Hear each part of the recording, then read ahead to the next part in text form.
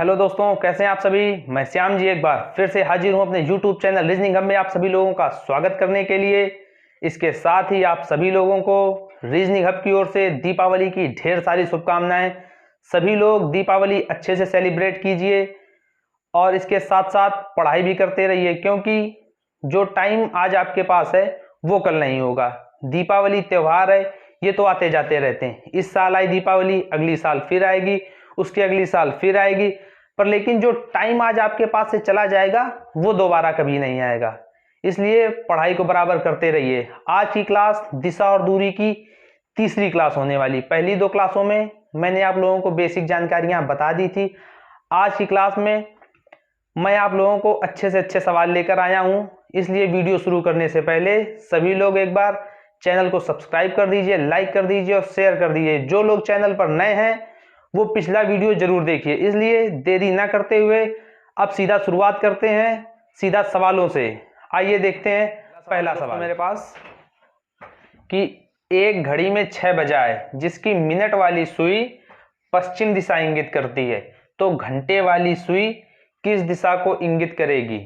एक घड़ी में 6 बजा है जिसकी मिनट वाली सुई पश्चिम दिशा इंगित करती है, ठीक है ना। तो ये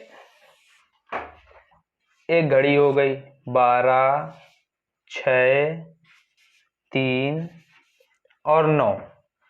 क्या कह रहा है, एक घड़ी में 6 बजा है जिसकी मिनट वाली सुई पश्चिम दिशा इंगित करती है। 6 कब बजेगा, घंटे वाली सुई ये होगी और मिनट वाली सुई ये होगी, ठीक है ना। घंटे वाली सुई 6 पे और मिनट वाली सुई 12 पे। क्या कह रहा है, 6 बजा है जिसकी मिनट वाली सुई पश्चिम दिशा इंगित करती है। मिनट वाली सुई कौन सी है, ये वाली, ये है पश्चिम, और घंटे वाली ये है। तो घंटे वाली कौन सी दिशा इंगित करेगी, पश्चिम के अपोजिट कौन सी डायरेक्शन होती है, मैंने आप लोगों को बताया था पश्चिम के अपोजिट होती है पूर्व, ठीक। ये था सिंपल सा सवाल। अब आइए अगला।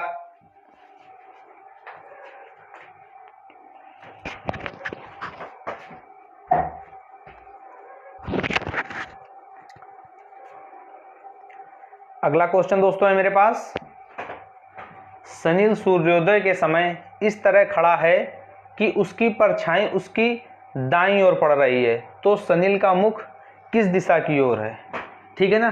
सूर्योदय की बात कर रहा है, सूर्य किस ओर से निकलता है, पूर्व दिशा की ओर से। इतनी बात तो सबको पता होगी, ठीक है ना। तो इस तरह खड़ा है कि उसकी परछाई उसके दाईं ओर पड़ रही है।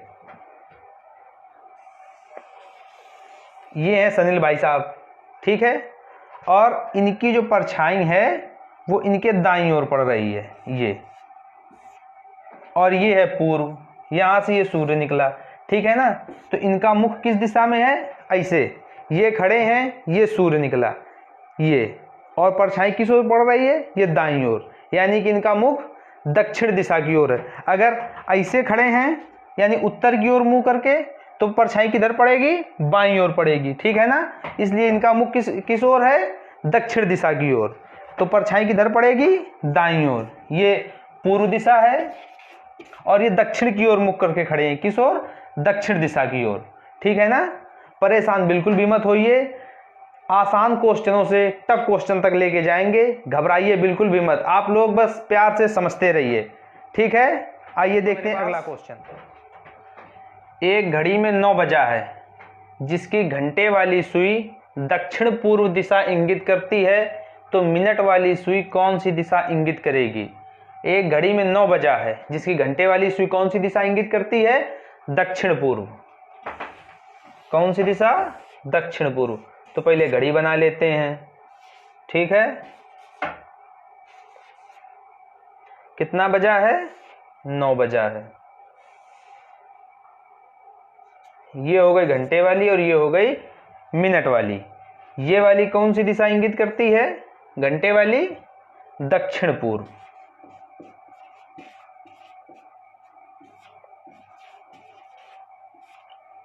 तो मिनट वाली सुई कौन सी दिशा इंगित करेगी, तो दक्षिण पूर्व से 90 डिग्री क्लॉकवाइज चलने पर या 90 डिग्री दक्षिणावर्त चलने पर, कैसा चलने पर? दक्षिणावर्त या क्लॉकवाइज। क्लॉकवाइज जब 90 डिग्री दक्षिण पूर्व से चलेंगे, ये कितना कोण हो गया? 90 डिग्री। इसलिए कितना चलेंगे? 90 डिग्री। तो ये वाली दिशा कौन सी हो जाएगी?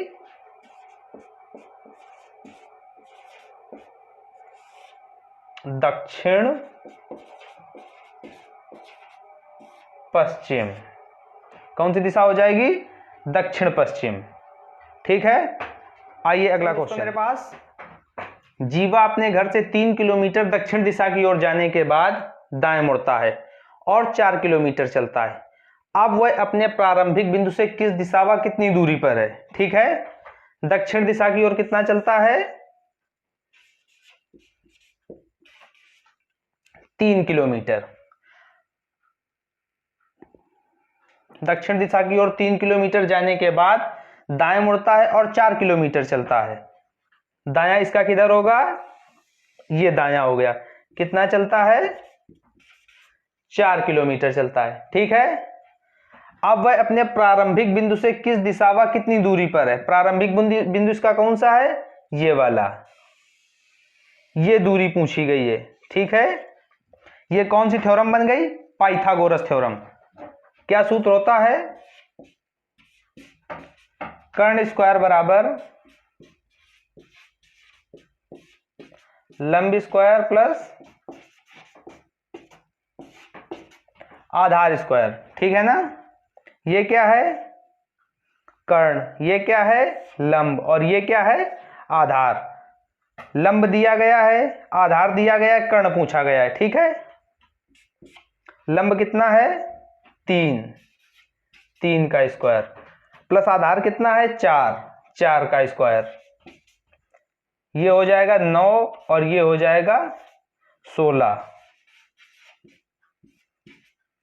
कर्ण बराबर। ठीक है,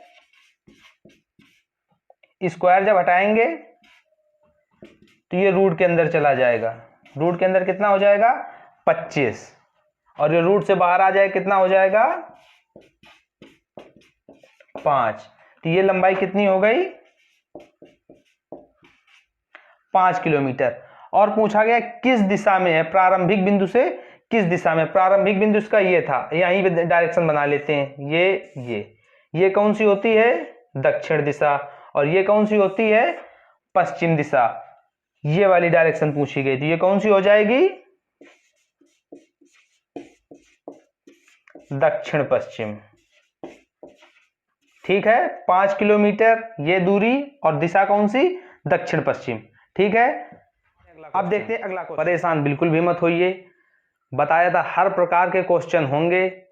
अगर आपका कॉन्सेप्ट तैयार है तो क्वेश्चन कहीं से भी आए, मायने ये नहीं रखता कि आप किस एग्जाम में बैठ रहे हैं। ठीक है, अगर आपका कॉन्सेप्ट तैयार है तो क्वेश्चन कहीं से भी आए आप सॉल्व कर दोगे। ठीक है, आइए देखते हैं अगला क्वेश्चन। एक व्यक्ति दक्षिण में 8 मीटर चलने के बाद बाएं मुड़ता है और 6 मीटर चलता है, फिर दाएं मुड़ता है और 3 मीटर चलता है, अंत में बाएं मुड़कर 4 मीटर चलता है। अब वह अपने प्रारंभिक बिंदु से किस दिशा व कितनी दूरी पर है? परेशान बिल्कुल भी मत होइए, बस प्यार से समझते रहिए। ठीक है, एक व्यक्ति दक्षिण में 8 मीटर चलने के बाद, ठीक है, ये दक्षिण में कितना चला? 8 मीटर चलने के बाद बाएं मुड़ता है और 6 मीटर चलता है। बायां इसका किधर होगा? ये कितना चलता है? 6 मीटर चलता है। फिर दाएं मुड़ता है और 3 मीटर चलता है। दाएं किधर होगा इसका? नीचे। कितना चलता है? 3 मीटर चलता है। अंत में बाएं मुड़कर 4 मीटर चलता है। अंत में बाएं मुड़ता है, बायां इसका किधर होगा? ये कितना चलता है? 4 मीटर चलता है। अब वह अपने प्रारंभिक बिंदु से किस दिशा व कितनी दूरी पर है? ठीक है, ये वाली डिस्टेंस पूछी गई है। कौन सी? ये वाली डिस्टेंस पूछी गई है। तो पहले हम लोग ये वाली निकाल लेते हैं, इतनी। ठीक है, एक त्रिभुज ये वाला बन गया और एक त्रिभुज बन जाएगा ये वाला। 8 मीटर 6 मीटर, ये पहले निकाल लेते हैं। इतना सूत्र लगा देते हैं,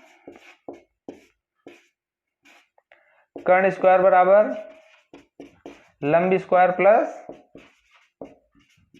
आधार का स्क्वायर। ठीक है, लंब कितना है 8, 8 का स्क्वायर कितना हो जाएगा 64, आधार कितना है 6, 6 का स्क्वायर कितना हो जाएगा 36। ठीक है, ये कितना हो जाएगा 100, अंडर रूट में 100, ये कर्ण बराबर हो जाएगा और रूट से बाहर आ जाएगा तो कितना हो जाएगा 10। ये दूरी हो गई 10 मीटर।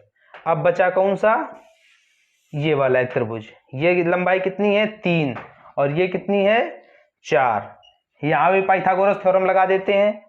3 का स्क्वायर कितना हो जाएगा 9, 4 का स्क्वायर कितना हो जाएगा 16, 16 9 25, रूट से जब बाहर लाएंगे 5, ये कितना हो जाएगा 5, ये 5 और ये 10, टोटल ये दूरी कितनी हो गई 15 मीटर। ठीक है, कितनी हो गई 15 मीटर। और पूछा गया प्रारंभिक बिंदु से ये किस दिशा में है, यहीं पे दिशा बना लेते हैं। ठीक है, ये हो गई दक्षिण, ये हो गई पूर्व, ये वाली दिशा कौन सी हो गई दक्षिण पूर्व, कौन सी हो गई दक्षिण पूर्व। ठीक है, समझ में आया। ठीक है।